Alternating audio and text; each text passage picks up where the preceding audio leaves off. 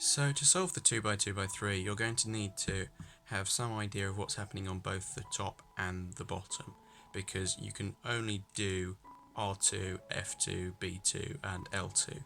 The only faces you can do single turns on are the U and D face, which should be obvious really. So what you're going to have to do is find pieces like this green here and match it up to the other green there on the top. You have to solve yellow or white first really, there's no alternative. So you can match this up here, and then once you've done that, preserve that bar. So here we have blue here and the other blue here. So what you can do then is match that up and insert it back in.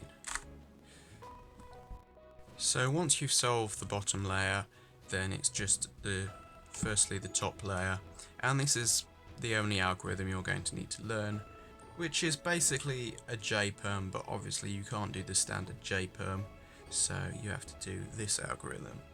R2 U prime, R2 U, R2 Y, R2 U, R2 U prime, R2. And that means you've completed this layer.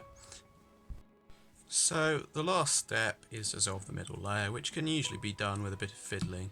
So remember that this case is just this case, M2, U2, M2, U2, and this case is just this case, U2, M, U2, M prime, U2, M prime. This case, believe it or not, is just this case, R2, U2, R2, U2, R2, U2.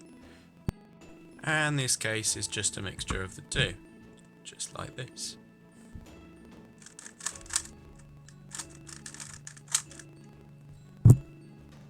So there aren't too many cases for the last step of 2x2x3, and you might as well just learn them all. A lot of them are pretty intuitive anyway.